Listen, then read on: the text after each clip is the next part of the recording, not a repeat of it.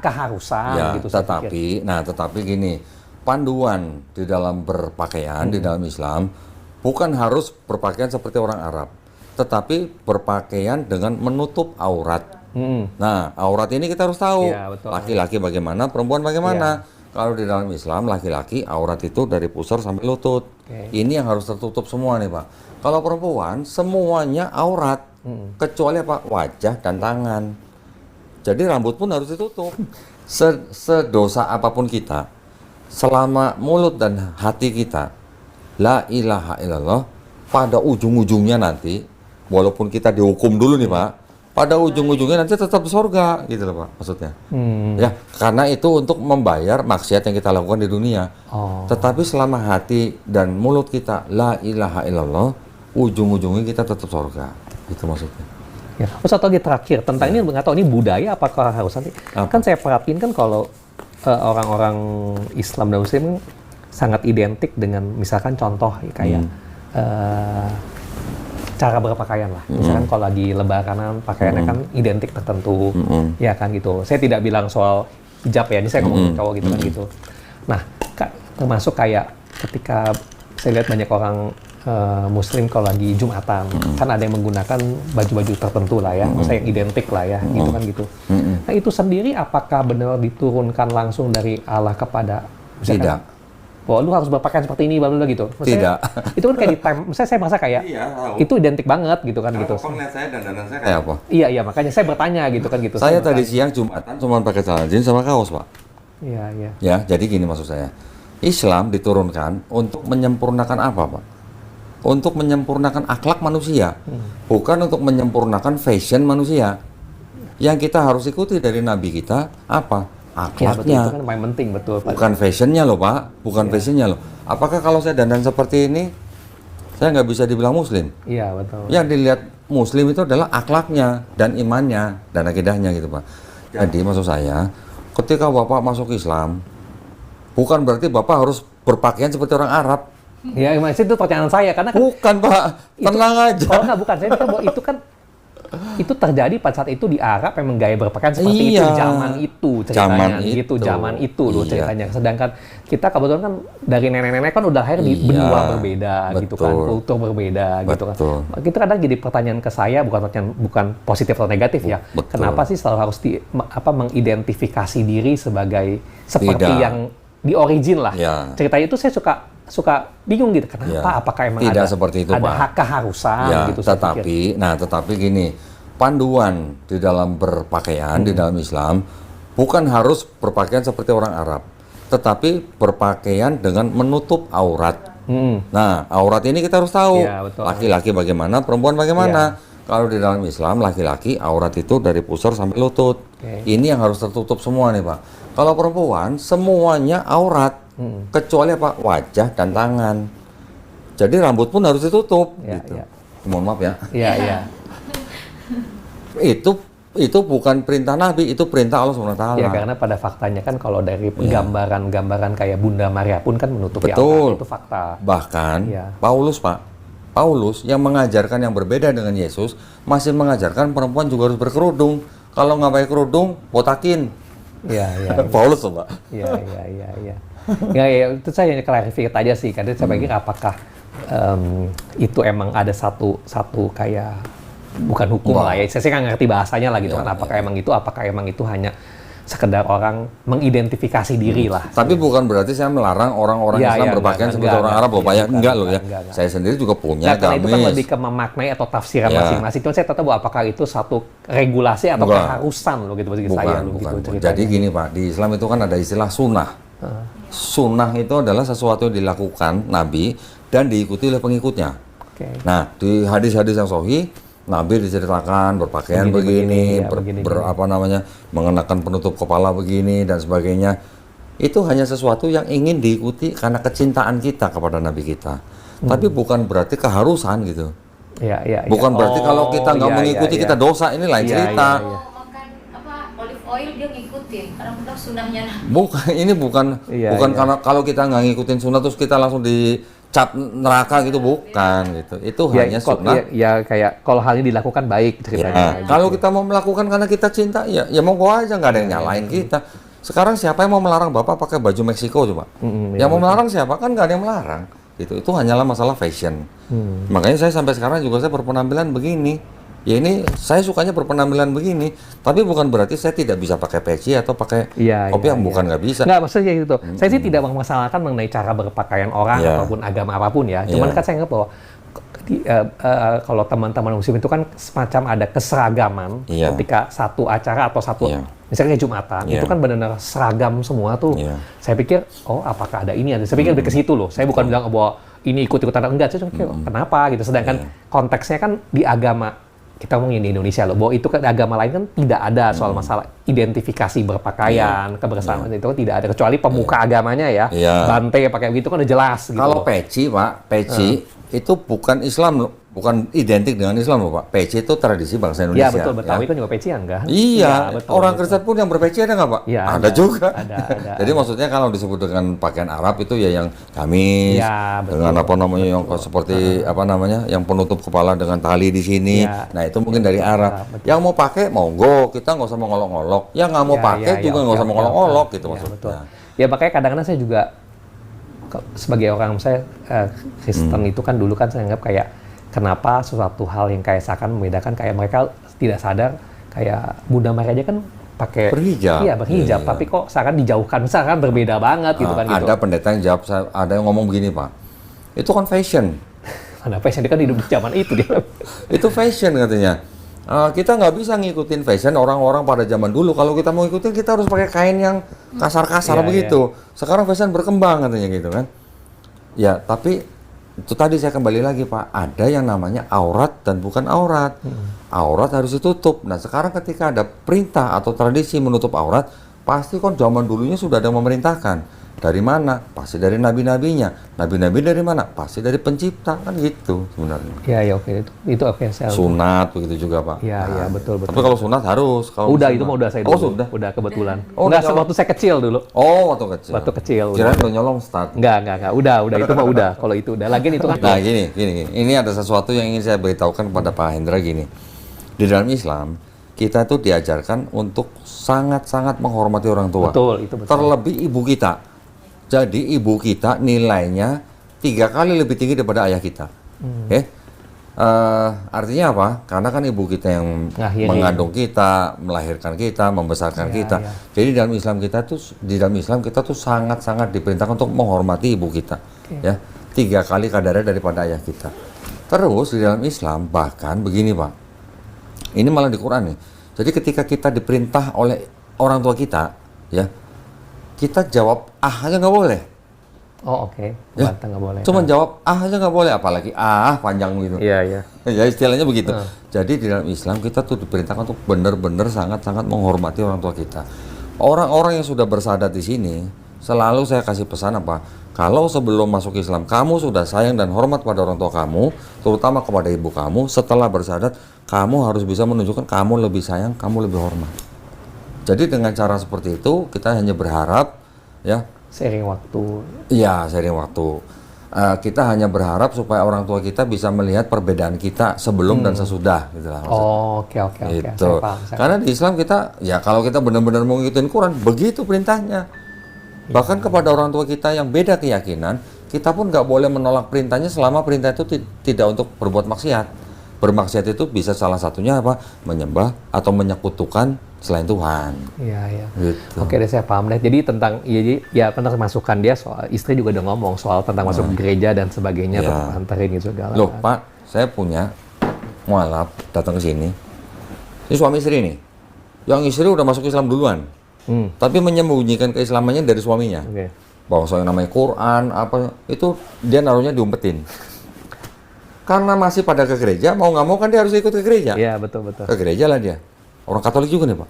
Di dalam gereja, suaminya nyanyi, istrinya ngapain? Zikir Pak. Bener, zikir. Ada juga, kemarin mualaf juga pernah podcast di tempat saya. Dia sudah masuk Islam sudah sekian tahun, tapi dia masih nganterin mamanya ke gereja. Tapi, kalau mamanya masuk gereja, dia keluar makan bakso, atau mie ayam. Begitu, Pak. Iya. Nggak, karena ya saya pada saat ini, kan ini pertimbangan pribadi saya kan, karena rentang usia ibu udah sebegitu, dan saya anak tunggal, dan kalau saya langsung melakukan sefrontal itu, saya juga, ya kita mungkin mikir terlalu jauh lah, tapi kan bahwa kemungkinan, cuman ngomong sebagai manusia biasa, belum ada outcome yang sangat positif kalau mendadak terlalu frontal lah. Menurut saya gitu kan gitu. Jadi mungkin approach-nya sedikit harus lebih smooth lah gitu ceritanya. Yang tahu gitu. bagaimana caranya, kapan, waktu segala macam, cuman Pak Hendra. Karena Pak Hendra yang paling dekat dengan mamanya kan. Anak tunggal lagi gitu istilahnya maksudnya. Iya, betul. Kapan ngasih taunya, bagaimana cara ngasih taunya, bagaimana mendekatinya, bagaimana ngambil hatinya dan sebagainya, cuman Pak Hendra yang tahu. Iya. Saya ini udah clear karena sebelumnya kan topik ini sangat jadi masalah gitu loh. Tapi yang paling istilahnya apa ya? Yang paling mengena untuk berdiskusi dengan baik orang tua kita maupun teman kita mau membuktikan bahwa di dalam kitabnya orang Kristen yang dilakukan Yesus itu malah kita yang melakukan orang Islam. Kita malah membuktikan bahwa orang Kristen itu sebenarnya pengikut Paulus, penyembah Yesus. Iya, betul. Bukan pengikut Yesus gitu loh. Ya, Karena kalau bilang pengikut Yesusnya di situ sholat, kita sholat. Yesusnya nggak makan babi, kita nggak makan babi. Yesusnya sunat, kita sunat. Yesusnya puasa, kita puasa. Yesusnya dikafanin, kita dikafanin. Yesusnya akikah, kita akikah. Yesusnya dibaptis, kita mandi wajib. Lah kok malah kita yang melakukan? Ayatnya ada semua. Kecuali kalau nggak ada ayat, saya asumsi ini.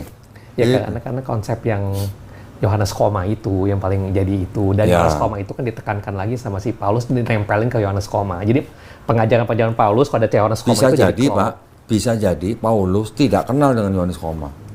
Loh, bener nggak Pak? Iya. Karena Paulus kan menulis 13 surat, yang 1 Yohanes, 1 Petrus, Yakobus itu kan bukan tulisan Paulus Pak. Oh iya, ada 6 bukan tulisan dia. Bukan. 13, 6 bukan tulisan Paulus. Tapi di luar ini kan ada surat Petrus, Yakobus, Ibrani, 1 Yohanes dan Wahyu. Wahyu kan juga bukan Paulus. Jadi bisa jadi Paulus pun tidak kenal dengan Yohanes Koma. Oh iya. Maksud saya gitu. Iya, betul. Saya justru masih beranggapan bahwa Paulus itu sebenarnya tidak menganggap Yesus Tuhan pencipta alam ini. Karena Paulus sendiri mengatakan bahwa hanya ada satu Theos saja, yaitu Bapa. Dan hanya ada satu Kurios saja, yaitu Yesus. Berarti Paulus tahu Yesus bukan Theos. Itu maksud saya Pak. Dan Paulus mengajarkan apa? Kepala daripada istri adalah suami. Kepala daripada suami adalah Yesus.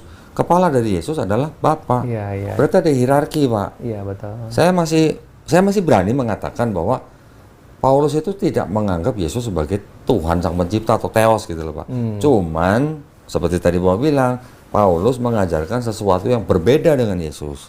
Berbedanya apa? Dosa waris, Roma 5:12. Terus kemudian harus makna salib loh itu, harus mengaku bahwa Yesus itu Tuhan. Kalau apa yang sudah dibangkitkan oleh Allah, baru kamu selamat. Iya, konsep itu betul. Terus Paulus mengajarkan bahwa Yesus yang mati sebagai manusia sudah membatalkan hukum Taurat. Iya, betul, membatalkan. Ini yang berbeda Pak dengan Yesus. Iya, betul. Padahal ada kata-kata Yesus sendiri, saya tidak membatalkan. Betul. Sedangkan Yesus sendiri Pak ngajarin bangsa Israel di Matius 23 ayat 1-3 untuk apa? Mengikuti apa yang diajarkan oleh ahli-ahli Taurat dan orang Farisi. Karena orang Farisi, karena ahli Taurat itu sudah menggantikan kursi Musa. Jadi ada ayat begini Pak. Ini sebenarnya juga jelas banget. Di Matius 18 ayat 3, Yesus ditanya sama muridnya, siapa yang terbesar di kerajaan surga? Yesus memanggil anak kecil satu, duduk di tengahnya di pangku. Dia bilang apa? Jikalau kalian tidak bertobat, kalian tidak masuk kerajaan surga. Iya, saya tahu itu. Iya, betul lah. Berarti kalau ada orang bertobat dan mati sebelum Yesus disalib, orang itu masuk surga, masuk neraka, Pak. Harusnya masuk surga karena rumusnya rumusnya tidak bertobat tidak masuk surga. Tapi kalau ada orang yang bertobat dan mati, harusnya kan orang itu masuk surga. Iya. Tapi Yesusnya belum disalib. Berarti sebenarnya Yesus perlu disalib ke tembus dosa. Iya. Kalau zaman Yesus masih hidup ada orang bisa masuk surga, kenapa Yesus harus disalib gitu maksudnya? Iya. Nah, betul, ini yang diajarkan oleh Paulus. Ini yang beda. Dan ya cuma ini tempel-tempel saya juga merasakan kayak identik dengan pengorbanan darah itu kan identik dengan paganisme, agama-agama jauh dulu paganisme itu kan pengorbanan Satu darah. lagi begini Pak, orang Kristen mengadopsi konsep bahwa tanpa penumpahan darah tidak ada pengampunan dosa. Benar. Iya, betul. Itu Ibrani 9 ayat 22, Pak. Ada kalangan pagan yang juga begitu, mengorbankan manusia. Tetapi sebenarnya Ibrani 9 ayat 2 ini mengadopsi perjanjian lama. Mengadopsi perjanjian lama, bahwa di perjanjian lama itu orang bangsa Israel pada zaman dulu yang berdosa itu harus menumpahkan darah hewan. Ada hewan korban bakaran. Iya, betul. Konsepnya diambil, tapi dari hewan diganti jadi Yesus. Makanya Yesus disebut anak domba Allah. Padahal yang di sini, di seluruh perjanjian lama, tidak ada konsep boleh mempersembahkan manusia. Nggak boleh. Itu dari Imamat 18:21, Yeremia 32:35. Tuhan sendiri menganggap kalau orang yang mempersembahkan manusia kepada dewa-dewa, itu adalah kejijikan bagi Tuhan. Berarti kan Tuhan tidak mau kan. Nah sekarang kalau Tuhan yang jijik dengan manusia, mempersembahkan manusia, kok tiba-tiba di perjanjian baru menurut Paulus Tuhan ini turun menjadi Yesus, mengorbankan dirinya untuk menebus dosa. Apa nggak bisa disebut Tuhan yang pelin-pelan kalau begitu? Kalau dalam satu Bible nih ya. Tapi kalau dipisah antara perjanjian lama dan perjanjian baru pun bisa kita pisah lagi yang 4 gospel Yesus dan surat-surat Paulus. Ini pun beda, Pak. Iya, betul. Iya, itu sih udah ini sih. Maksudnya ya saya juga itu udah ya banyak hal yang saya sadar soal itu sih gitu, mengenai hal itu gitu kan. Makanya pada saat saya memulai itu di pribadi saya tuh dari awal saya netapin diri saya ketika coba netral adalah ya ini bahasa saya kayak gua akan mencoba mencari the truth sedapatnya gua, tapi versinya gua ceritanya the truth, di mana gua harus objektif lah ceritanya the truth itu. Terutama yang the truth-nya itu adalah apa sih sebenarnya yang religionnya Yesus sebetulnya. Ceritanya itu awalnya dulu tuh saya gitu loh, memisahkan diri dari Christianity gitu kan gitu. Lalu ketika saya teman itu ya itu benang merahnya tebal sekali gitu kan. Kalau kita memisahkan masalah Trinitas not God-nya, itu benang merahnya kuat banget. Dari Abraham itu benang merah sampai ke sebelah sini tuh kuat sekali gitu. Bahkan loh. Pak, seorang rabi Yahudi namanya Tovia Singer berani ngomong pada YouTube apa? Itu Abraham maksudnya Abraham. Ibrahim. Kalau sampai denger yang namanya Trinitas, dia bakal nangis guling-guling di lantai gitu. Iya. Pertama kali saya sih masih sulit saya masih bisa ini soal masalah bukan resisten ya, rada kayaknya berat lah untuk tidak maksudnya kayak memisahkan bahwa ada kemungkinan Yesus bukan Tuhan, itu berat. Sampai saya temuin yang Johannes Koma itu. Itu bagi saya karena itu ayat ini banget bagi saya. Sebenarnya banyak Pak ayat yang karena itu spesifik Trinitas banget. Ayat itu spesifik banget gitu loh bagi saya. Saya juga dulu begitu Pak. Pak Hendra berarti sama saya. Alasan utama saya meninggalkan Kristen karena Johannes Koma. Udah, apalagi saya dapat kitab ini. Karena kalau tanpa ayat itu, segala hal Trinitas itu tafsir. Kan? Dan tafsir itu ditempel kemana-mana. Maksudnya jauh banget, tarikannya jauh-jauh banget gitu loh maksudnya lo gitu. Bener banget Pak, bener. Gitu, ya. Yohanes 1:1. Iya, pokoknya tarikannya jauh banget. Yohanes 8:58, Yohanes 10:30, itu semuanya ditafsirkan Kristen itu bukti Yesus Tuhan. Iya, dengan ada Yohanes Koma selesai itu, karena diplek di situ udah langsung gitu kan. Langsung, udah state it gitu. Udah. Nah itu makanya pertanyaan saya dulu Pak, sebelum saya tinggalkan Kristen. Ini kalau satu kitab ini disebut kitab suci, terus ada satu ayat tidak asli, kan nggak bisa disebut kitab suci. Gitu. Ya oke lah Pak Rudi, ini banyak hal yang udah terbuka lah saya mengenai hal ini. Saya thank you banget waktunya lah. Nanti semoga yang jalan berikutnya nanti kita akan bicara lebih lanjut lah. Tapi saya terima kasih banget. Saya banyak hal yang ini. Terutama banyak Bapak buka hal ini yang saya belum kenal ya. Saya belum kenal. Saya beberapa saya tahu tapi tidak tahu sedetail ini loh ceritanya loh. Oh ini belum semua loh Pak. Iya betul. Banyak.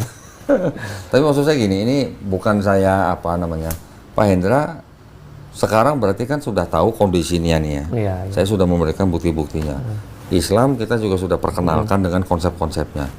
Pak Hendra masih butuh waktu untuk mencerna tentang Islam atau bagaimana?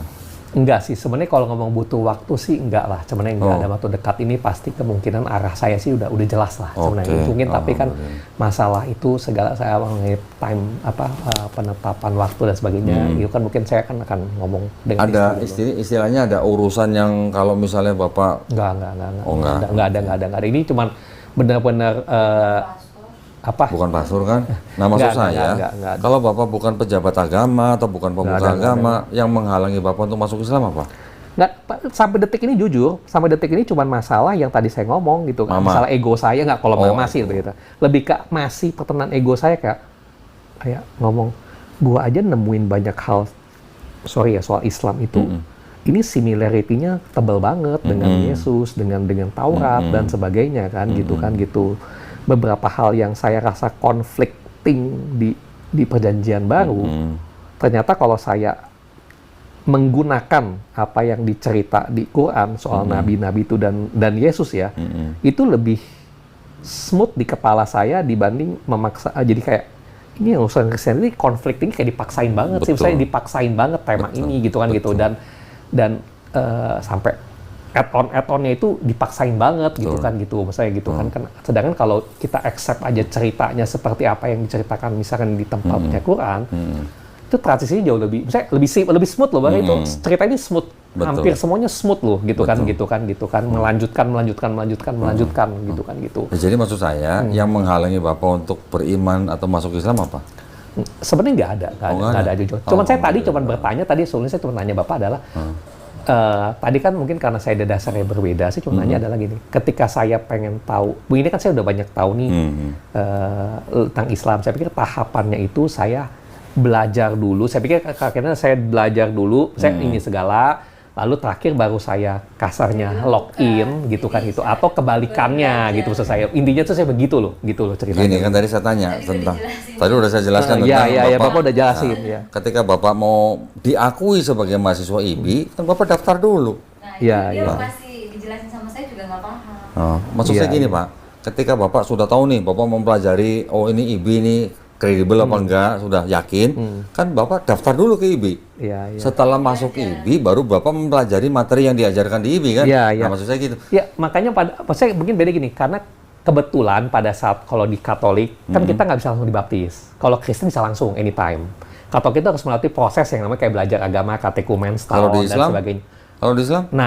Nah, itu kan langsung ceritanya. Langsung. Nah, makanya itu saya tanya kan, kalau di Katolik kan saya harus belajar dulu, tahapannya memahami, lalu login, cerita gitu loh. Yang penting Bapak sudah memahami dan beriman bahwa Allah SWT itu Esa.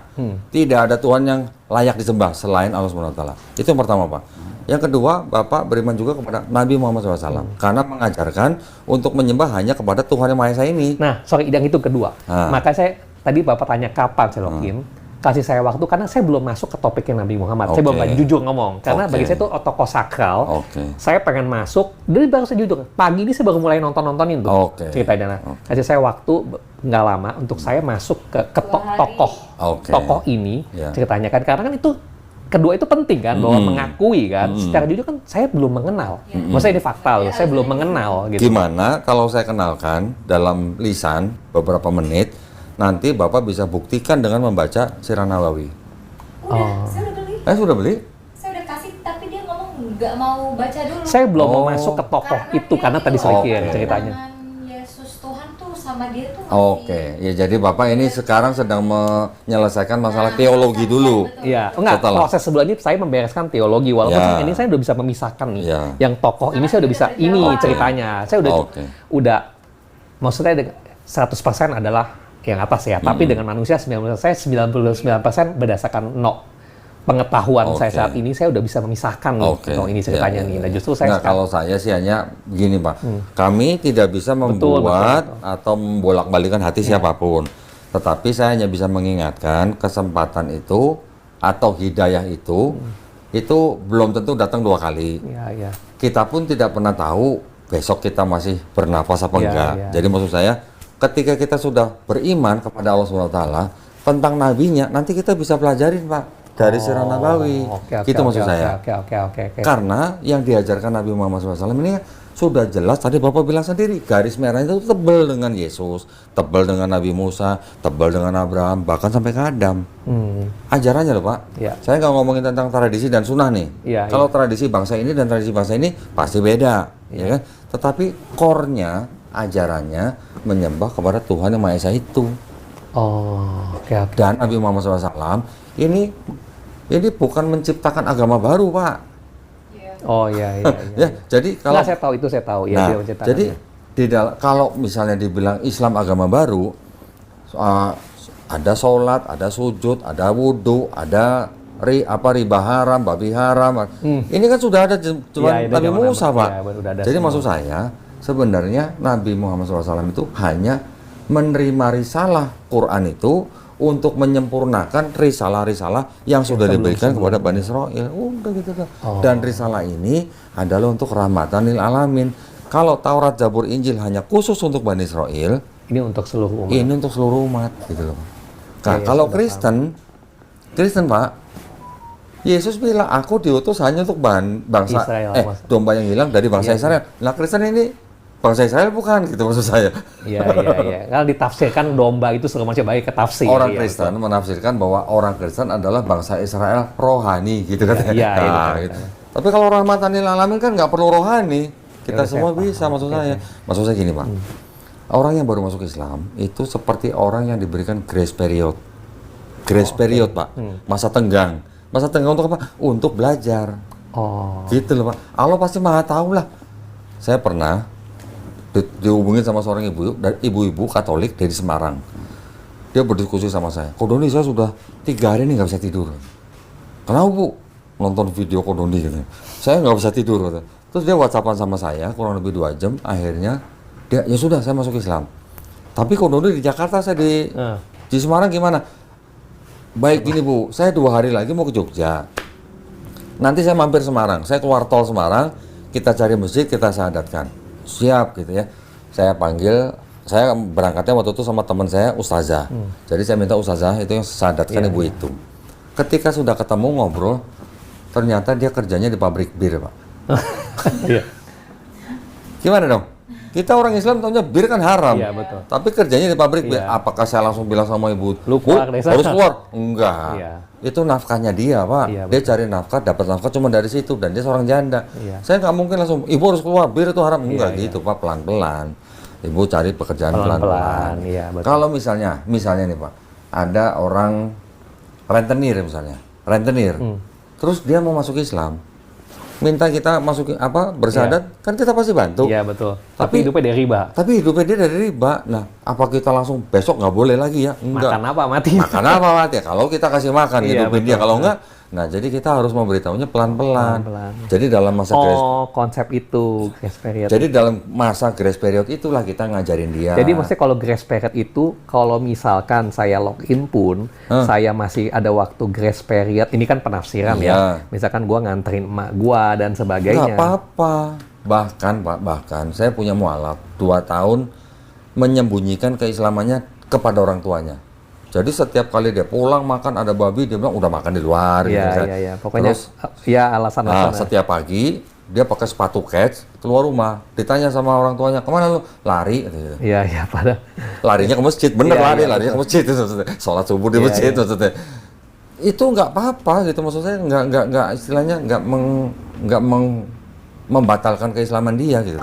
Mungkin gini, Pak Hendra, kesulitan gitu. Gini. Nanti sepulang dari sini, Pak Hendra kan simpan nomor saya. Iya. Kapanpun Pak Hendra punya pertanyaan, sebisa saya jawab, saya pasti jawab. Pasti saya jawab. Tenang aja, Pak. Ya udah sih. Sekarang saya sih jujur sih. Misalnya gini, tadi saya rada aneh sih. Maksud saya gini loh, Bang. Bapak bisa jamin besok masih hidup? Iya, betul kan. Tadi saya rada aneh juga. Pada saat saya masuk ini bicara panjang, saya banyak bicara dengan Pak Doni sih. Ada satu hal yang rada aneh sih, jujur sih. Pada saat saya datang kan juga sebenarnya ya di luar masalah keimanan yang lagi tanda petik yang saya alami dalam 1 bulan ini. Di satu sisi kan juga ada masalah-masalah duniawi yang juga saya pusing lah di kepala saya kan gitu kan. Tapi somehow ketika saya, ini dia jujur nih perasaan saya nih. Saya lagi bicara dengan Pak Doni selama 2 jam ini ya, kurang lebih ya, 2 jam lebih ini ya.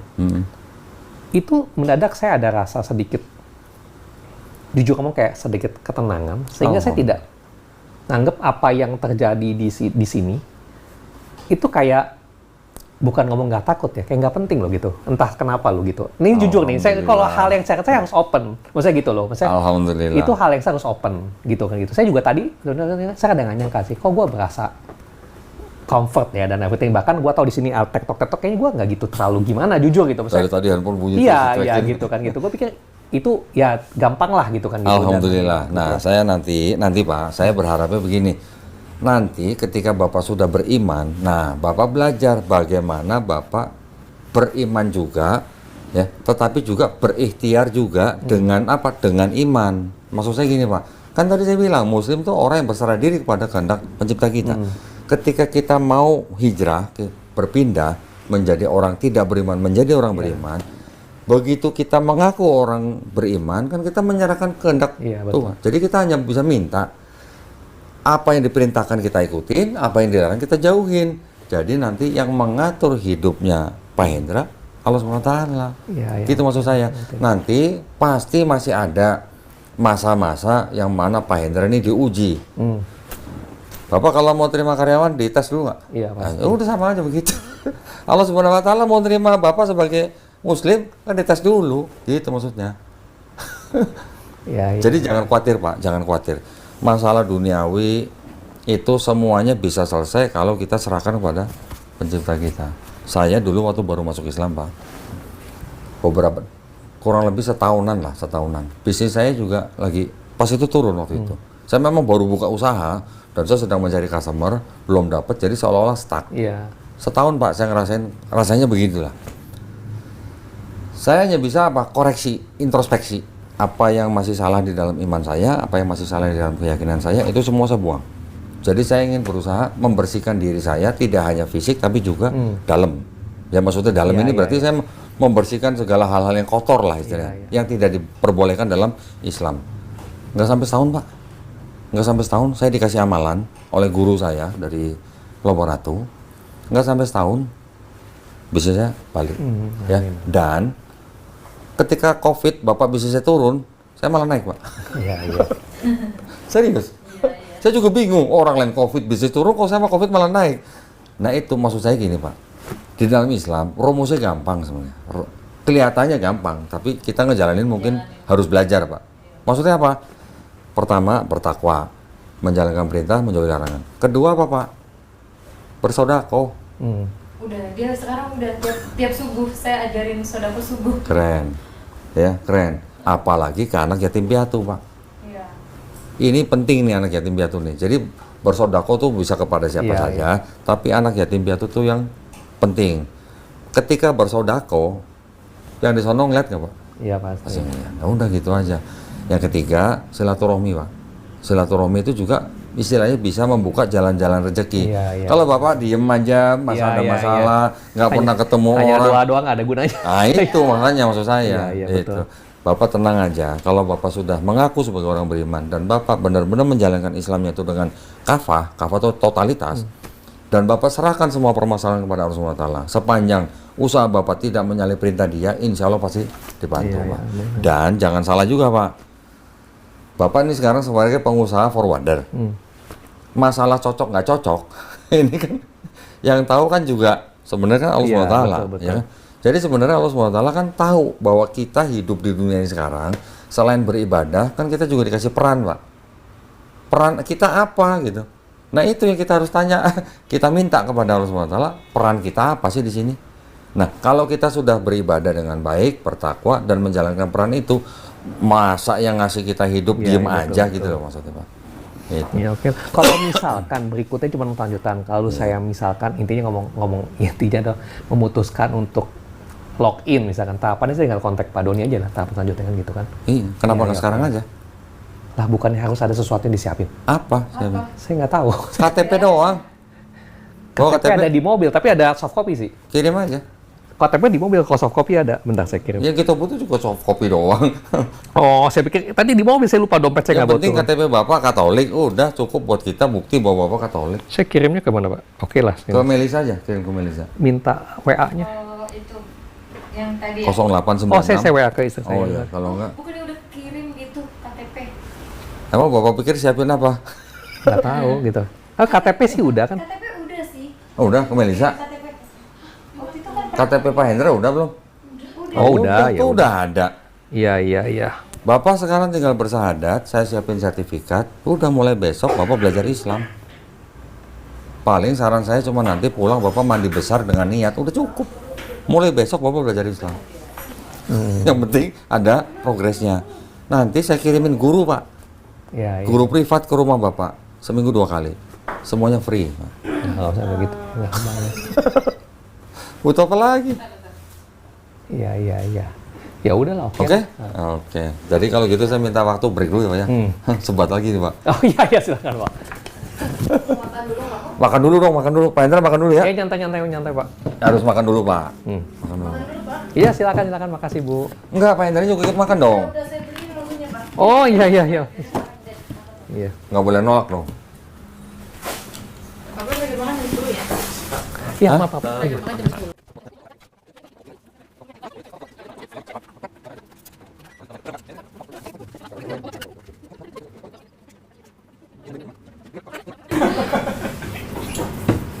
Kayaknya Pak Doni mungkin pada saat masuk Islam lebih banyak bacain buku Kristen kali kalau saya perhatiin deh.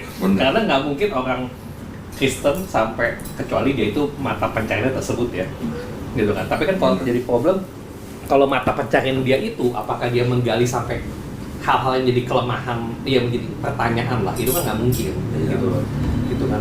Kalau ini saya beli buku ini Pak, ini sebenarnya mulai banyaknya itu setelah saya gabung dengan yayasan. Oh. Okay. Sebelum saya gabung dengan yayasan, saya nggak ngumpulin buku ini banyak. Iya maksudnya sampai niat banget maksudnya gitu bahkan setelah gabung dengan yayasan, saya ditunjuk sebagai ketua litbang Pak.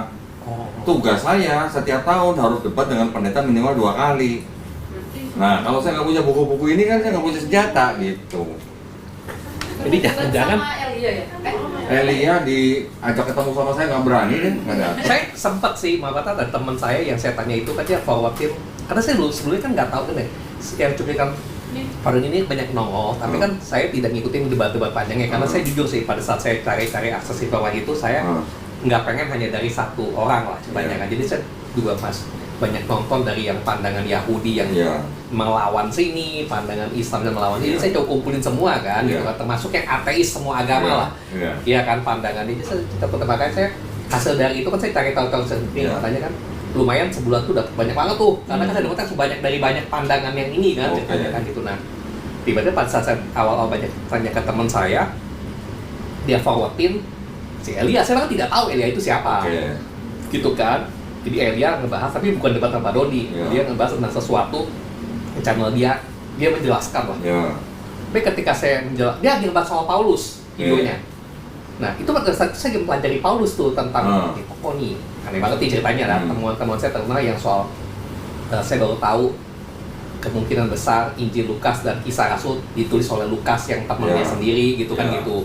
Terus Paulus sendiri di luar Rasul 12, 13, 3 Rasul berikutnya. Kalau itu udah pandangan modern scholars, Pak. Ya, gitu kan. Tapi pada saat saya dengerin Eli yang ngebahas, yang dia bahas itu benar-benar, jadi kayak debat tuh sih, teks-teksnya dong, ini kayak, maksudnya kayak orang nanyain lu, nyerang masalah nih kayak begini ya lu, tapi yang ngebahas udah jelas kok di Kisah Rasul tuh Paulus bukan sembarang orang, tapi dia ini nih, maksudnya Kisah Rasul tuh yang nulis siapa, misalnya kayak gitu-gitu loh. Itu kan pertanyaan, gue aja orang luar gitu, kita udah nemu gitu siapa, gitu. Karena kalau bukunya itu temen lu sendiri, berarti reliabilitas lu tentang itu terbantahkan dong, kan itu temennya sendiri kok. Itu logika simpel lo gitu loh. Kecuali kalau orang seperti Elia bisa menulis buku membuktikan bahwa yang menulis ini benar-benar Paulus, benar-benar Lukas, itu baru kita terima.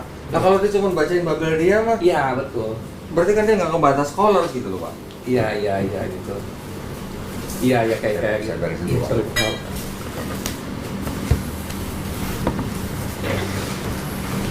Terus ya selanjutnya baru tuh nongol tempat saya YouTube yang di tempat Richard yang diganti temennya ya. Iya, Edwin. Iya diganti temennya. Ini sengaja sini. Enggak, itu di situ.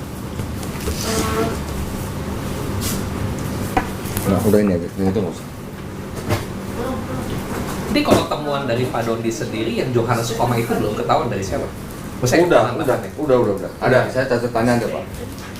Itu kalau nggak salah ada di bukunya yang penulis Bruce Metzger Pak. Dan itu benar tahun 15-an. Iya, baru masuk ke teks Reseptus baru tahun 15-an. Udah era modern nih berarti. Itu udah valid Pak, itu informasi itu udah valid. Jadi Pak, di Kristen sendiri itu juga timbul 2 kelompok. Yang satu kelompok namanya kelompok konservatif, termasuk KJV Pak. Kalau NIV tadi saya tunjukin Bapak, itu kelompok yang kritik teks. Jadi yang NIV tidak mau menerjemahkan dari teks Reseptus, tapi dia menerjemahkan dari Codex Sinaiticus.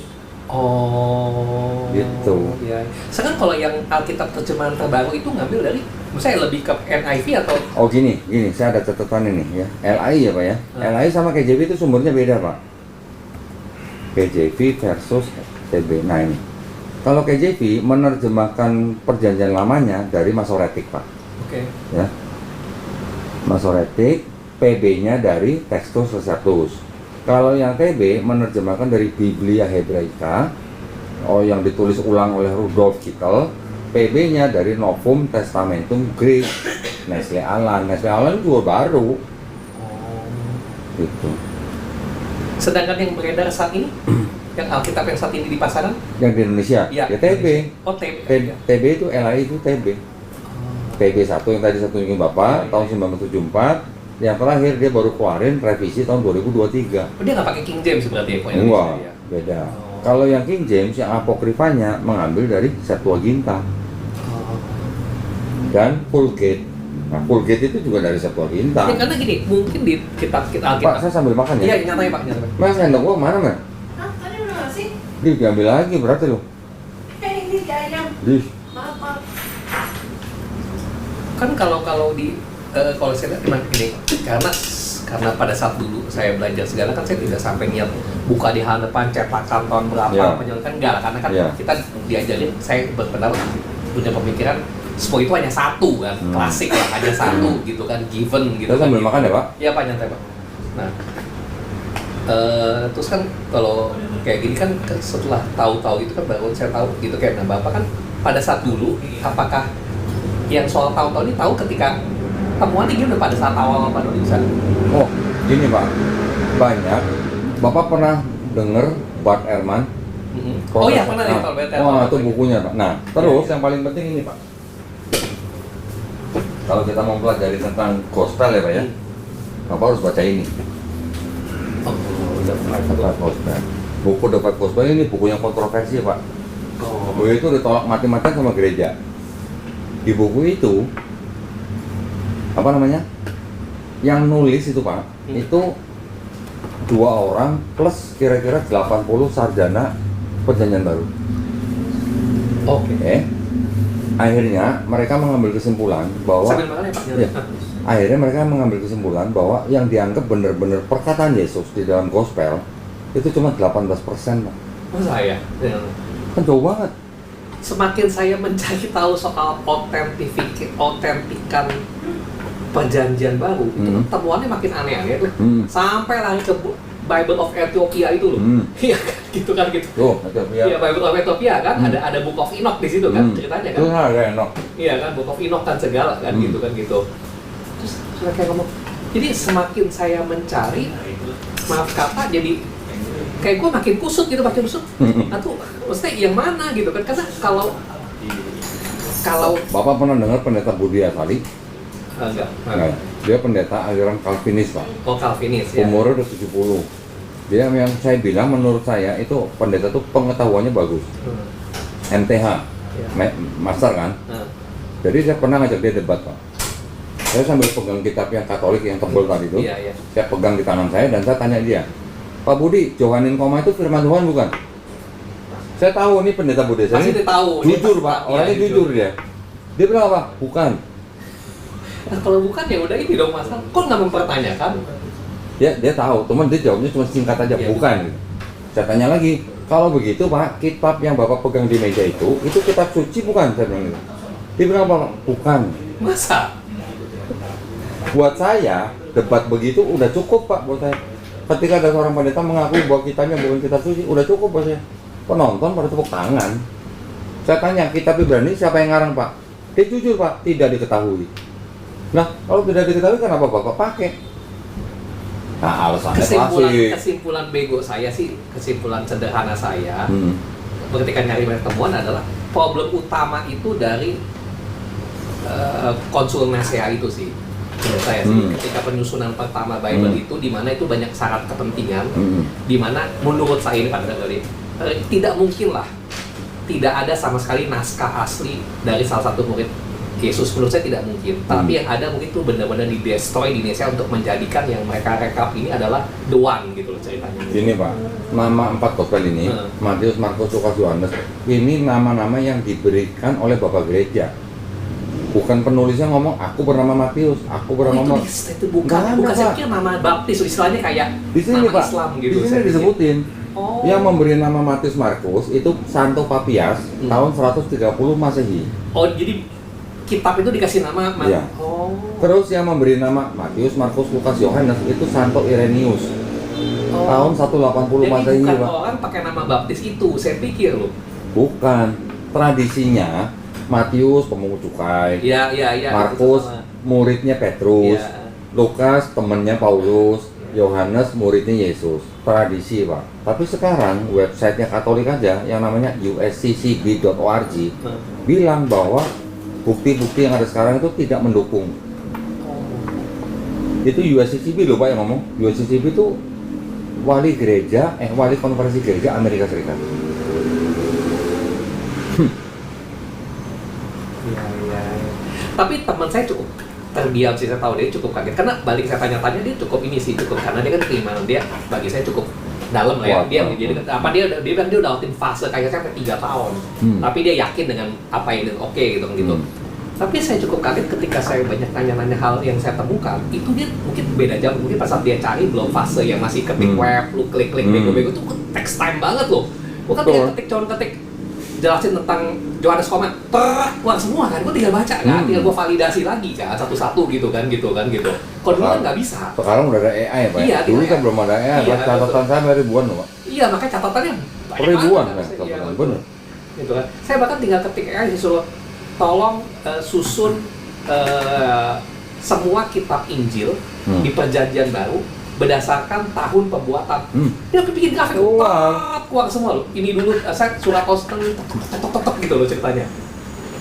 Betul Pak. Jadi ketika saya kasih time itu saya cukup kaget masalahnya time frame itu dia tidak pernah tahu kitab pertama di Alkitab berdasarkan tahun ada surat Paulus. Dia kaget gitu. Pendeta Budi Asali Pak, saya tunjukin kitab Septuaginta. Dia nanya begini, apa itu Septuaginta? Saya nggak tahu Septuaginta. Pendeta Budi Asali itu. Iya. Karena mereka dia kayak kata kayak dokter lah, diajarkan apa yang sepihak aja dari situ bahwa itu adalah the truth-nya loh ceritanya. Iya, di STT nggak diajarin Pak Septuaginta. Pendeta pun tidak tahu kalau perjanjian lamanya mereka berasal dari Septuaginta. Tapi yang saya sadar yang paling bikin dia shock, saya tahu respon dia terdiam. Bapak mohon maaf, ini ditandatangan dulu Pak di sini kayak tadi biasa. Nama lengkap di bawah, nomor handphone di samping sini. Handphone di mana sih dia? Ya, sampai sana. Lagi Buka banget tuh Bapak. dulu kerja di distributor kartu. Kenapa? Yang paling dia cukup shock ketika saya nanya, saya tahu lah responnya cukup kaget. Saya ngomong soal masalah dua Johannes Koma. Johannes Koma itu pada saat saya tahu ini dia tidak paham karena sebenarnya saya ngejelasin saat itu saya belum tahu mengenai Kodeks Vatikanus gitu. Saya Johannes Koma ini tertulis di aja nih bahwa ini tambahan. Dia cuma nyikapinnya gitu. Tapi saya tuh dia paling kaget ketika ngomong, lu tahu nggak penambahan Markus yang segini segala? Karena itu kebangkitan Yesus loh. Saya jelasin mengenai Matius, Lukas itu kurang lebih inilah berikutnya. Jadi tak inspire lalu tambahin. Karena kalau Markus 92 ke bawah itu nggak ada, yang ke belakang itu kan jadi sedikit kurang ada referensi yang kuatnya lah. Karena kan mereka bisa dari ini kan, apalagi kan makin ke Yohanes makin heboh tuh, ya kan. Terus ketika saya ngomong itu di Kodeks Vatikanus ini nggak ada. Gitu. Nggak ada. Apaan itu Kodeks Vatikanus kan? Terus gue bilang nggak tahu kan? Iya, Alkitab abad 4 gini segala. Terus sampai gue cari di internet, gue kasih lihat nih Kodeks Vatikanus ini blank. Dia apa kayaknya di situ? Itu benar dia kena tuh di situ tuh. Kodeks Vatikanus nggak ada loh. Gue bilang begitu ceritanya loh. Itu berarti Bapak emang teman baik sama dia ya? Sebenarnya gue tuh teman SMA, tapi ada grup bego-bego sesama SMA yang cowok-cowok yang bego-bego lah. Cuman saya kalau dia chatting pribadi karena saya anggap dia itu minggu itu udah jadi semi pendeta lah. Ceritanya loh gitu. Semi pendeta aja nggak tahu Kodeks Vatikanus. Iya. Lagi mana tuh Pak? Dia nanya Kodeks Vatikanus apaan? Gue bilang gitu kan gitu. Kodeks Vatikanus ini segala. Pada saat saya ngomong, saya langsung lampirin Kodeks Vatikanus yang Injil Markus 8 yang shock ending. Tahu nih Pak. Oh udah, Tahu itu. kok cepet? Belum, kan eventnya besok tadi. Tahu dari situ dah. Ya. Pak Hendra, Oh iya, tawarin. gitu. Makasih Bang, makasih Bang. Ya. Saya kasih gambar Kodeks Vatikanus sama shock endingnya tulisan. Lihat dia terbuka terus, bukanya website-nya gitu. Dia langsung kaget. Terus udah gitu, dia kirim saya penjelasan web dia soal penambahan, tapi orang versi barat lah yang menjelaskan tentang setuju teks ini, tapi kemudian dia mas baca kan panjang webnya, gua baca kesimpulannya si penulis juga bilang dia pribadi setuju penambahan teks ini ke dalam Markus untuk intinya untuk menjelaskan lebih lanjut, tetapi secara pribadi teks ini tidak mungkin ada di dalam Markus. Wah, Prince kasih lihat dia kesimpulannya juga gini loh Pak. Yang di Markus itu yang long end ayat 9 sampai 20 di ayat 18 kan dikatakan apa? Mereka tidak akan celaka ketika apa minum racun di patok ular. Ada Pak. Itu sering saya pakai buat ngomong sama pendeta Pak. Bapak kalau disuruh minum racun berdasarkan Markus 16 ayat 18 jangan mau Pak. Kenapa? Karena ini ayat palsu begitu. Berarti kan bener kalau makan mati kan palsu. Berarti nggak salah ya betul. Bener Pak. Tapi memang pada saat yang temuan awal saya pada saat saya ngomong ke kawan saya mengenai Johannes Koma itu saya belum sampai ke Kodeks Vatikanus segala, tapi ada catatan-catatan doang, footnote ceritanya kan gitu. Jadi mungkin ini nyikapinnya cuma biasa lah gitu kan. Padahal saya udah ngomong ini Trinitas ini penting loh, gue bilang begitu. Saya sampai download Pak Kodeks Vatikanus. Dari mana? Dari Vatikan Library. Iya emang itu kan terbuka kan, dia itu dikasih kan cerita kan. Sekarang zaman sekarang udah open Pak. Iya udah open. Orang harus buka, kalau nggak buka gereja pasti protes. Iya. Makanya zaman dulu itu sampai abad 18 malah kalau nggak salah. Umat Katolik tidak bisa dibaca kitabnya langsung. Iya, karena kan benar tertutup banget kan itu. Sebenarnya luas Pak ilmu ini. Sampai saya kok belajar tentang nubuat-nubuat ya dianggap dinubuatkan di perjanjian lama. Kan banyak Pak. Saya sampai beli kitabnya orang Yahudi, saya mau baca tafsirnya. Ketika saya debat sama pendeta, saya tinggal pakai ini. Ya. Nah kalau mereka bilang itu kan Yahudi, nah, tapi kan kitab kamu dari sini. Iya betul. Selesai. Saya nanya sama pendeta Budia Salim, Pak. Awalnya kan dia bilang perjanjian lama tuh apa dari tanah itu punya Kristen. Saya nanya Pak, Kristen mana Pak yang menyusun tanah? Saya bilang, nggak bisa jawab dia. Larinya kemana? Ke Ibrani. Siapa? Musa. Musa Kristen Pak? Iya kata gitu. Pakai Ibrani 11 ayat 26. Musa dianggap Kristen. Bayangin. Kristennya ada baru zaman Paulus. Iya betul.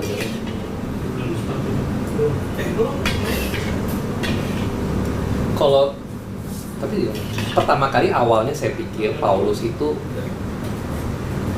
pada saat awal saya pikir Paulus itu nama Paulus saya pikir itu tokoh ciptaan. Mungkin kitab itu aslinya ditulis seseorang, mungkin surat-surat itulah ya, surat-surat itu ditulis seseorang yang bukan orang Romawi dan sebagainya, tapi pada saat itu ada kepentingan untuk menjadikan Kristiani sebagai satu agama yang akses masuk di Roma. Lalu itu sih pribadi saya pikir apakah dianggap diedit dibikin bahwa Paulus ini adalah Roma, jadi Romawi lah, jadi memudahkan untuk akselerasi kan ke ini kan semua kan, jadi backgroundnya seragam lah gitu kan gitu. Lalu tapi dibilang kalau itu palsu, tapi surat-suratnya nyatanya ada kan? Iya. Realnya ada kan surat-surat itu kan?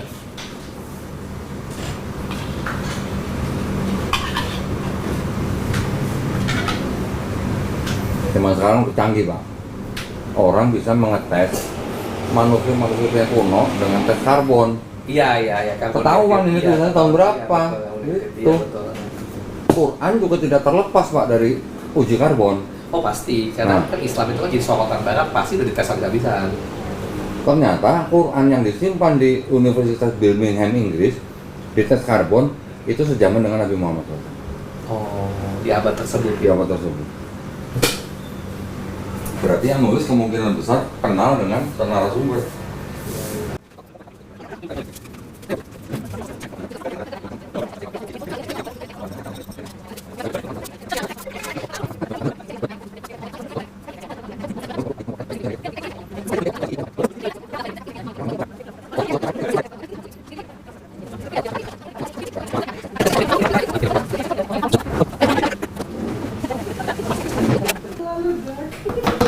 ada apa?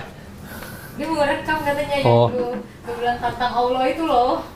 Jadi ada cerita lucu. Nanti habis ada. Iya. Memang. Sorry. Nanti aja habis ada baru cerita lagi.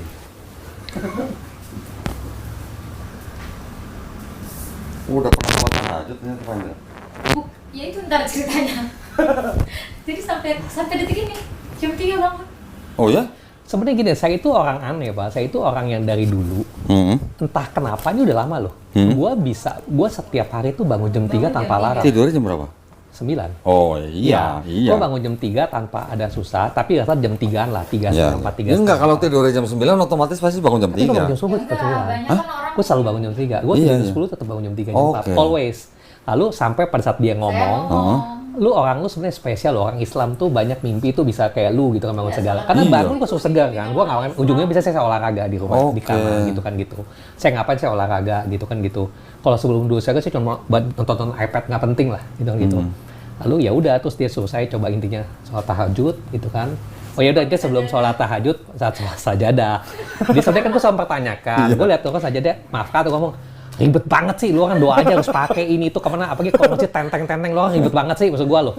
Kan enggak, di prinsip saya kan kayak, saya menganggap hubungan seperti Yesus kan, kita dengan Bapak tuh kan hangat dekat kan, kok ribet banget tuh, kemana harus tenteng sana, saya ribet.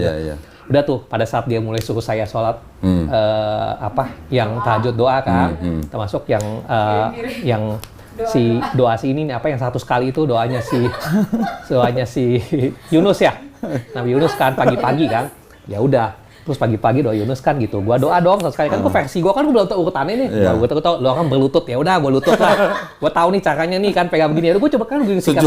Iya. Sujud juga. Iya. Gua ikutin gua kan bego-bego udahlah. Bagi gua kan gini, pada saat itu saya ngomong ke dia kan.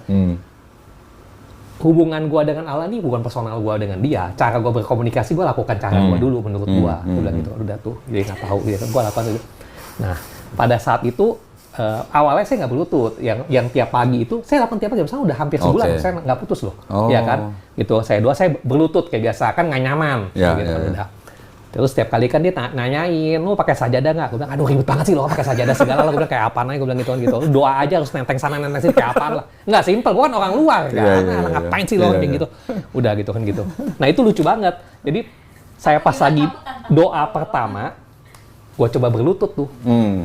100 kali itu kan panjang ya? Ya lumayan lah. Panjang lah, ya kan? Gua pas berlutut, tengah-tengah, anjir sakit banget kaki gua. Pas gua berlutut kan di lantai. Anjir, sakit banget kan gitu. Makanya perlu sajadah. Iya, gua kata, terus gua pengen ke atas. Sakit ternyata kaki gua begini ya, kan, gitu. Nggak disumpah gitu. Sakit ya ternyata kaki gua begini kan. Udah tuh, gitu kan gitu. Terus baru minta sajadah. Gua pas cobain sajadah dia kan. Oh kok gini ya gitu sakit nih. Oke. Nah, terus gua pernah ngerti kenapa sih orang harus butuh sajadah. Mas gua cuma pikir terus satu lagi tuh sekali, ya kan gitu.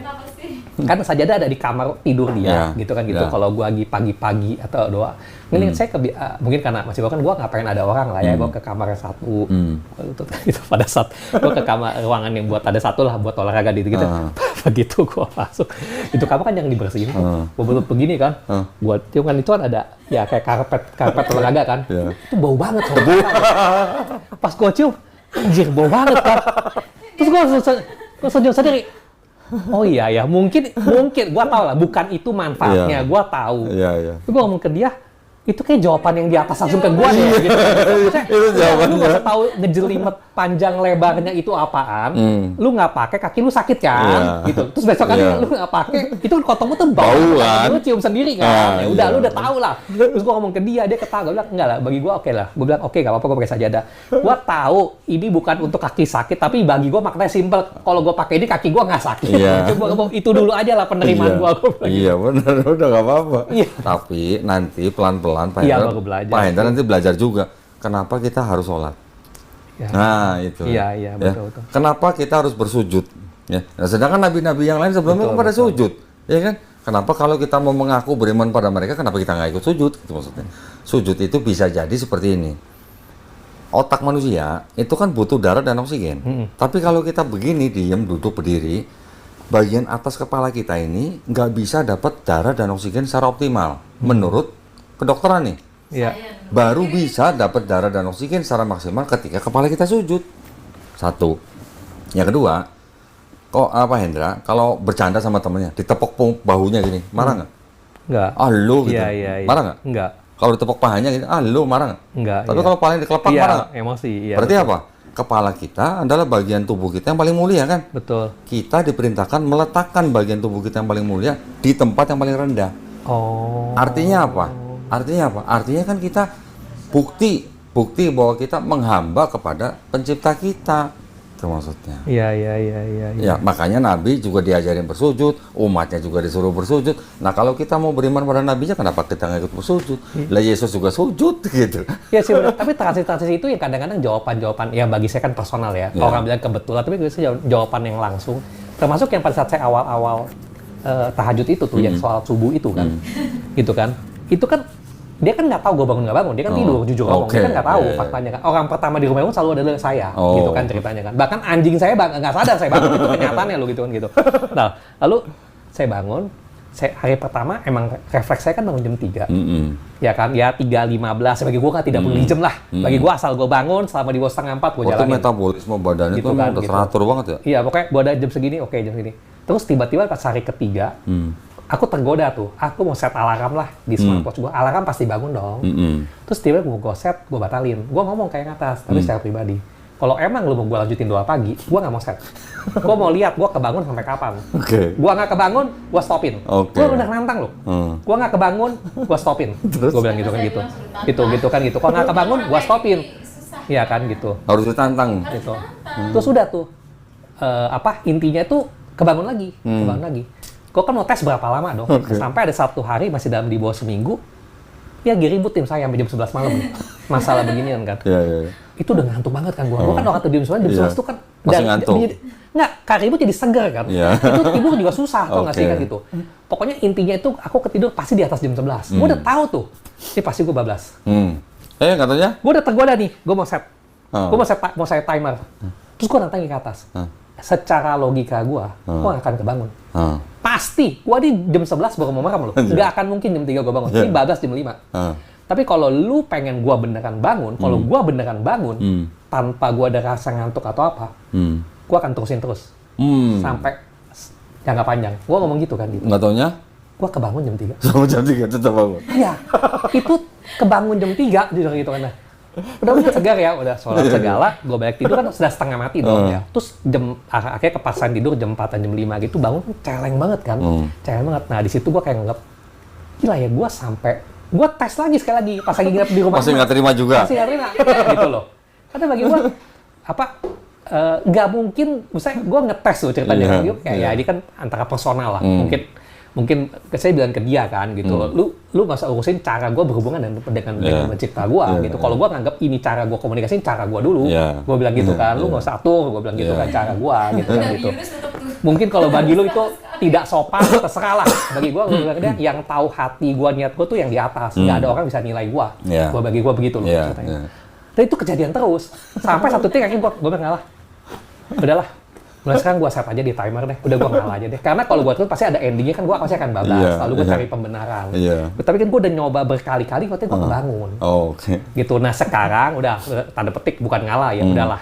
Gue pakai timer di jam tangan gue. Tapi pada saat saya ngetes itu mungkin di 20 hari pertama, Pak. Gue kebangun terus. Mau jam berapapun itu gue kebangun. Karena dia nantang. Emang gue setiap mau tidur gue nantangin. Gue mau tahu gue kebangun nggak, gue mau tahu gue kebangun nggak, gue mau tahu kebangun nggak, gitu loh. Dan itu selalu kebangun.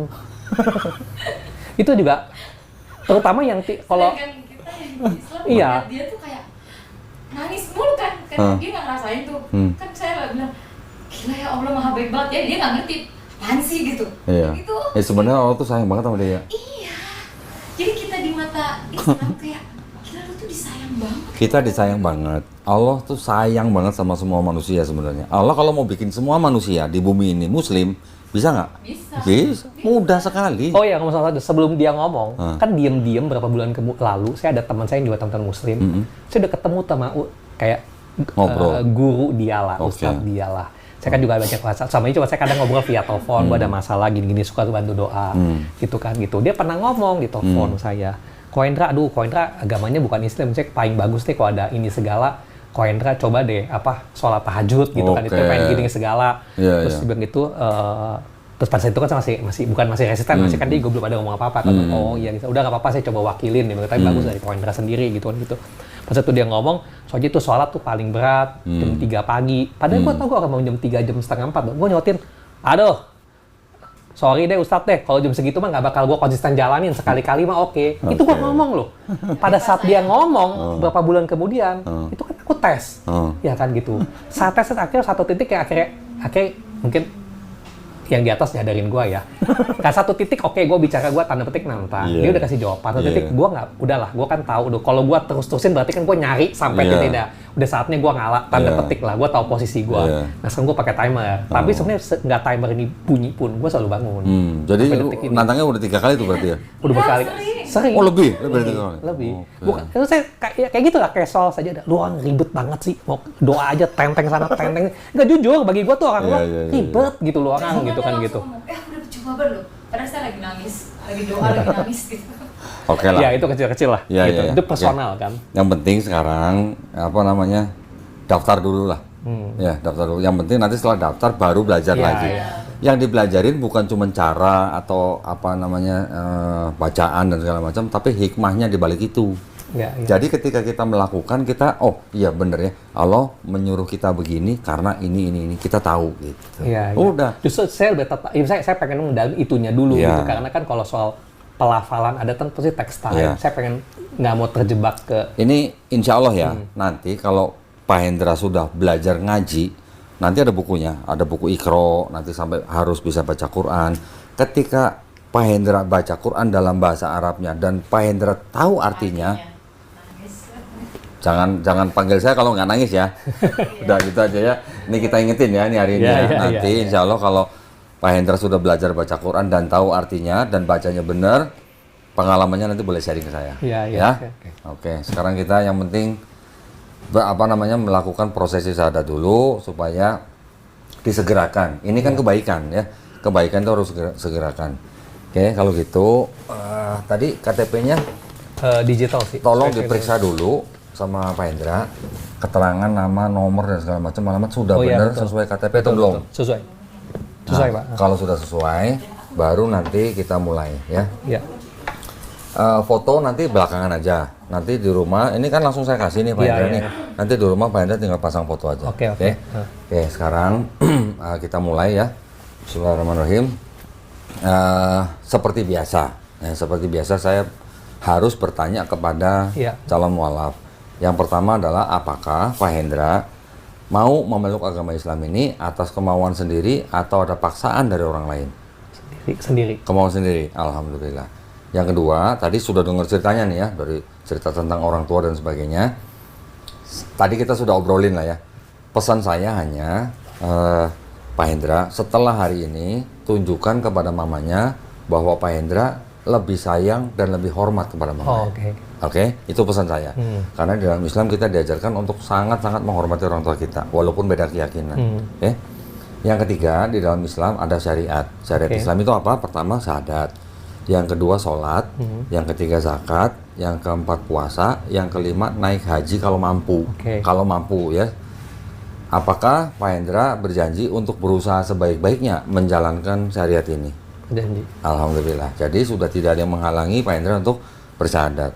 Sekarang saya minta Pak Hendra baca sendiri dari sini ya, dengan menyebut nama Allah yang Maha Pengasih lagi Maha Penyayang. Ini nama, tempat tanggal lahir sampai keluarga negara nggak usah, langsung ke agama sebelumnya. Dengan ini saya nama aja langsung ke sini, baru langsung paragraf ini. Setelah itu baru sampai di sini, baru saya tuntun membaca 2 kalimat syahadat. Sudah pernah dengar 2 kalimat syahadat? Iya, cuma dengar. Sudah tahu artinya? Iya, udah tahu. Alhamdulillah, berarti sudah mengetahui dalam hati. Pak Hendra juga sudah mau yakin dengan 2 kalimat tersebut, sudah mau menerima, sudah mau taat, sudah mau jujur, dan sudah mau cinta. Karena nanti setelah bersyahadat, hidupnya Pak Hendra nanti itu berdasarkan 2 kalimat tersebut. Ya, juga di dalam Islam kita ada mengenal yang namanya rukun iman, Pak Hendra. Rukun iman itu beriman kepada Allah Subhanahu wa taala, beriman kepada malaikat-malaikatnya, beriman kepada kitab-kitabnya, beriman kepada nabi-nabinya, beriman kepada hari akhir, dan beriman kepada qada dan qadar. Qada dan qadar ini takdir mutlak. Takdir mutlak dan takdir yang diusahakan. Pak Hendra dulu sebelum lahir bisa milih lahir jadi orang Cina? Nggak bisa. Itu takdir mutlak. Ya, umur, rezeki semua sudah ditentukan. Tapi Pak Hendra kalau mau sukses, berusaha keras, bekerja keras, itu adalah takdir yang diusahakan. Oke, sudah paham ya dengan rukun iman ini ya. Baik, kalau gitu, kalau sudah siap, bisa tolong dibacain. Dengan menyebut nama Allah yang Maha Pengasih lagi Maha Penyayang. Sesungguhnya agama yang diridai di sisi Allah ialah Islam. Quran Surah Ali Imran ayat 19. Ya. Dengan ini saya nama Go Hendra. Agama sebelumnya Katolik dengan kesadaran dan kekerasan sendiri tanpa ada paksaan dari siapapun di hadapan pembimbing dan para saksi. Saya telah melepaskan agama semula yang saya anut dan selanjutnya memeluk agama Islam dengan mengucapkan 2 kalimat syahadat. Wah, Pak Hendra sekarang kita salaman. Pak Hendra ikuti 2 kalimat syahadat yang akan saya ucapkan dalam bahasa Arab. Kemudian nanti kita lanjutkan dengan terjemahan bahasa Indonesia.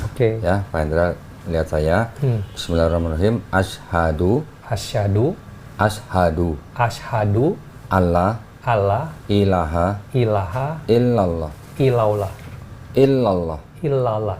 wa asyhadu anna Muhammadan Rasulullah.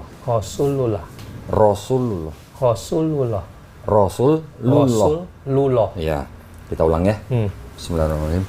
Asyhadu Allah ilaha illallah wa asyhadu anna Muhammadan Rasulullah. Alhamdulillah, Pak Hendra udah muslim sekarang. Ya, muslim orang yang berserah diri kepada pencipta kita ya. Saya peluk dulu dong. Oh iya.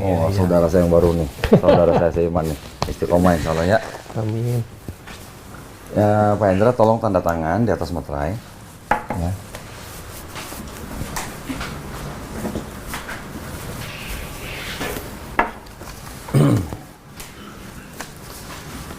Alhamdulillah ya. Nanti Pak Hendra tinggal pulang tempel foto aja ya. Tapi sebelumnya kita fotokopi dulu atau scan. Nah, sambil nunggu, saya ada beberapa yang ingin saya berikan kepada Pak Hendra nih. Nah, ini bahan-bahan buat Pak Hendra menjalankan Islam. Nah, ya. Yang pertama, ini buku tuntunan sholat. Pak Hendra baca sampai habis. Ya, nanti prakteknya saya kasih sajadah di sini. Yang kedua, ini ada surat-surat Quran yang ada di dalam juz amma. Ya. Yang ketiga, ini ada buku Iqra. Nah, buku Iqra ini jembatan untuk bisa baca Quran dalam bahasa Arab. Nanti diajarin mulai dari yang paling dasar nih, Pak. Mengenal huruf, bagaimana cara membacanya, nanti ada panjang pendek dan segala macam. Ya, nanti ada yang ngajarin, tenang aja. Kalau sudah lulus ini, baru bisa Quran yang dalam bahasa Arab. Nah, tenang aja, semua ada gurunya dan gratis. Ya, ini ada Quran persembahan dari Al-Qasbah, ini ada bahasa Arabnya dan ada terjemahannya. Tapi yang ini juga ada lagi nih. Ini hanya terjemahan Quran aja. Ya, nggak ada bahasa Arabnya. Ini buat baca-baca. Ini terjemahan Quran. Terjemahannya aja dalam Quran bahasa Indonesia. ini bahasa Indonesia ini. Iya. Iya. Boleh dibaca ini. Ini dari depan ke belakang, bukan belakang ke depan kan? Enggak, kalau ini kan bahasa Indonesia jadi dari depan ke belakang. Ya saya mastiin dulu gitu kan gitu. Ya. Kalau gini, Pak Hendra tolong dipelajarin bagaimana nanti adab seorang muslim memegang mushaf Quran. Ya, yang ada bahasa Arabnya. Ini yang harus mendapat perlakuan yang khusus. Kalau yang ini kan text translation. Ya, kalau ini kan hanya terjemahan.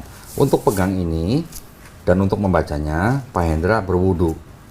Ya, dan taruh mushaf ini di tempat yang paling baik. Jangan sembarangan taruh.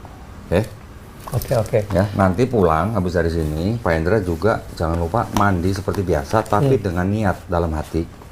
Niatnya, aku berniat mandi besar untuk menghilangkan hadas besar lillahi ta'ala. Udah itu aja. Aku berniat mandi besar untuk menghilangkan hadas besar lillahi ta'ala. Ya, sebenarnya di situ ada niatnya dalam bahasa Arab, tapi kan? untuk pertama-tama pakai bahasa Indonesia aja nggak apa-apa. Dalam hati aja, ya nggak usah diucapin. Untuk praktek sholatnya, ya selama nanti sambil menunggu guru, saya kasih ini ada sajadah. Cuma sajadahnya mungkin nggak setebal yang di rumah nih ya. Tapi di sini ada bacaannya. Nah, kalau belum hafal bacaannya bisa sambil baca ini. Iya. Oh, bisa sekali ada tulisannya langsung. Ya, di sini ada, di sini juga ada. Ya, ini untuk baca, ini untuk praktek. Ya, mungkin kalau dulu kita kuliah nyontek, ini kasih contekan lagi nih. Iya. Ini bisa didobel sama sajadah yang lebih tebal. Iya. Ya. Oke, ini saya masukin sini. Ini juga ada sarung nih. Wah, sarung persembahan dari Atlas. BHS Tech. Nah, sarung Atlas ya. Mudah-mudahan bermanfaat buat sholat nih. Udah sunat kan? Nah, jadi buat sholat nih ya, saya masukin semua. Ini juga ada ya sejumlah uang nih. Buat apa? Ini uang zakat. Oh, oke. Ya, zakat itu yang berhak menerima salah satunya adalah orang yang baru masuk Islam. Oh gitu. Seperti Pak Hendra. Nggak ngelihat kaya miskin. Pokoknya zakat ini adalah hukum di dalam Islam yang memang diperuntukkan salah satunya adalah untuk orang seperti Pak Hendra yang baru masuk Islam. Okay. Jangan dilihat jumlahnya Pak, nggak sampai 2 miliar Pak. Oke. Alhamdulillah. Ini saya taruhin dulu ya. Iya Pak. Oke, ini sertifikatnya. Tadi udah belum ya? Lagi di scan. Baik. Nah, sekarang saya ingin ngasih tahu nih. Saya mau ngasih tahu kabar baik nih. Di dalam Islam, kan tadi saya cerita, setiap bayi yang lahir adalah sebenarnya fitrah atau muslim. Tapi ketika dia nanti besar, mendengar Islam, menerima Islam, dan masuk Islam, orang itu tidak pindah agama, tapi kembali ke fitrahnya. Oke. Nah, ketika ada orang yang bukan Islam, dia masuk Islam atau bersahadat, seperti Pak Hendra pada hari ini, dosa-dosanya orang itu, dosa-dosanya Pak Hendra dari mulai puber Pak. Puber umur berapa lah? 12-13 tahun ya. Sampai hari ini, dosa-dosanya Pak Hendra yang selama ini mungkin menyembah manusia, diampuni Pak. Ya, Alhamdulillah. Tapi kebaikannya Pak Hendra dari mulai puber sampai hari ini tetap dicatat sebagai pahala kebaikan. Contohnya membantu orang, minjemin uang, nggak berharap kembali, itu semua dicatat Pak sebagai pahala kebaikan. Selama Pak Hendra nanti menjalankan Islamnya dengan baik. Ya, Alhamdulillah. Keren nggak itu? Wah, itu bukti kemahaadilan Allah SWT. Jadi yang masih sadar, yang masih hidup, kalau mau beriman, semua dosanya diampuni. Tapi kebaikannya tetap dicatat. Oke. Dikasih modal gede berarti ini. Berarti kalau gitu, ini umur si Capgo nggak punya dosa, untung gede berarti. Ya. Nah, karena Pak Hendra hari ini nggak punya dosa, jadi kan seperti bayi nggak punya dosa. Kalau orang nggak punya dosa, kalau minta tolong berdoa kepada Allah SWT, insya Allah cepat dijabah. Nah, yang penting kita menjalankan Islam dengan bersih maksudnya luar dalam, ya.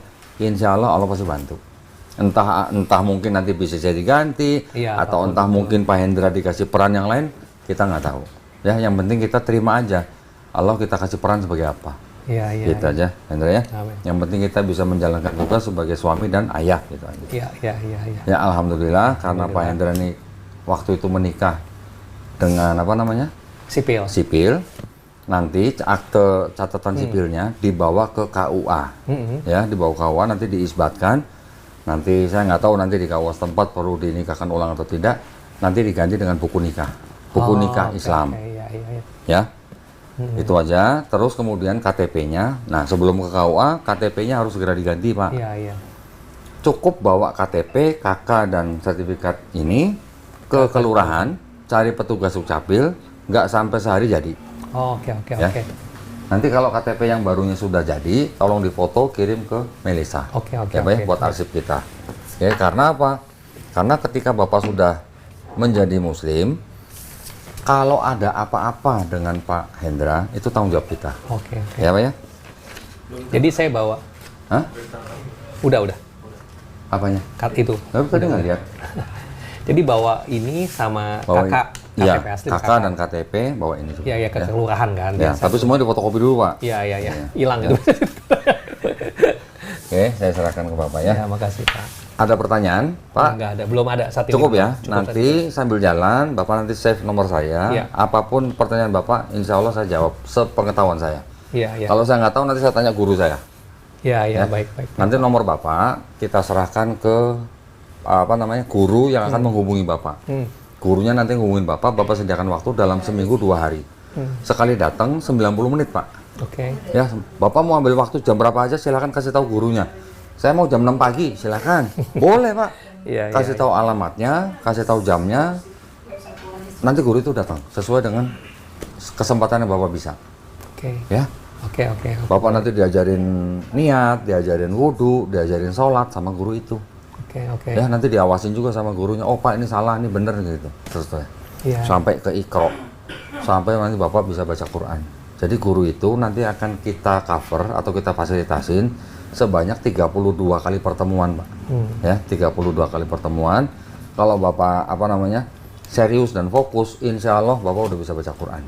Masa 32 kali udah bisa? Insya Allah, ya walaupun terbata-bata, ya. Tapi insya Allah bisa, ya. Kalau mau besok ya kita juga ada acara ya. Iya itu tadi ikut aja. Ya besok kita ada acara di Masjid Raya Bintaro Jaya, Pak. Itu di situ nanti ada ustadz yang akan ngajarin orang yang belum paham baca Quran sekalipun bisa baca Quran dalam waktu 30 menit itu bukunya. Ya walaupun terbata-bata, tapi cara ini yang paling cepat Pak nih, ya. Kalau Bapak besok ada waktu jam 1 siang ya, Maya. Jam 1 siang di Masjid Raya Bintaro Jaya, Pak. Ya. Baik kalau gitu, seperti tadi saya bilang bahwa Pak Hendra tuh seperti bayi nggak punya dosa. Sekarang saya mau minta tolong sama Pak Hendra, boleh nggak? Iya boleh, gimana Pak? Doain saya Pak. Nah, karena nggak punya dosa nih. Jadi insya Allah cepat dijabah ya. Doain juga semua yang ada di sini. Doain juga semuanya, mamanya sekalian doain semua. Ya semoga mamanya juga cepat menjemput hidayah gitu Pak. Ya doain juga yang nonton, supaya yang nonton siapa tahu ada yang masih punya utang biar cepat lunas, yang sakit biar cepat sembuh, yang banyak masalah biar cepat selesai. Ya doain kita semua ya Pak ya. Kita juga sama-sama berdoa Pak, mudah-mudahan kita semua dijadikan golongan manusia yang beriman dengan apa yang sudah diturunkan Allah kepada melalui Rasulnya. Dan insya Allah kita dijadikan golongan manusia yang menjadi saksi keesaan Allah SWT. Itu saja ya Pak ya. Dan kita juga terakhir minta dilindungi dan dijauhkan dari api dan asap neraka. Ya, amin ya rabbal alamin. Cukup Pak Hendra? Cukup. Ya, nanti sambil jalan ya. Iya, sambil jalan. Baik kalau gitu izin saya tutup ya. Iya. Baik, alhamdulillah. Terima kasih banyak juga dari para pemirsa. Mudah-mudahan pemirsa yang menyaksikan tadi Pak Hendra bersyahadat juga semuanya mendapatkan pahala ya. Amin ya. Dan juga para pemirsa yang ingin mendukung perjuangan dakwah kami untuk pembinaan para mualaf, dipersilakan untuk mengirimkan ke Bank Muamalat dengan nomor rekening 3030 300 atas nama Yayasan Garda Mualaf Indonesia. Barakallahu fikum, semoga partisipasi para pemirsa diterima di sisi Allah SWT sebagai amal jariah ya. Amin ya rabbal alamin. Baik kalau gitu kita pamit undur diri. Saya sangat senang sekali berdiskusi dengan Pak Hendra. Berapa jam nih tadi, dari jam 2 ya? Enggak ada jam. Jam 4. Berarti 5 jam. Masya Allah ya, 5 jam potong makan gitu ya. Alhamdulillah, terima kasih banyak. Sekali lagi selamat ya buat Pak Hendra ya. Wabillahi taufiq wal hidayah. Wassalamualaikum warahmatullahi wabarakatuh. Sekali lagi selamat Pak. Ya makasih Pak. Pak jangan merasa, aduh udah tua, terlambat belajar. Nggak ada kata terlambat. Ya Pak ya.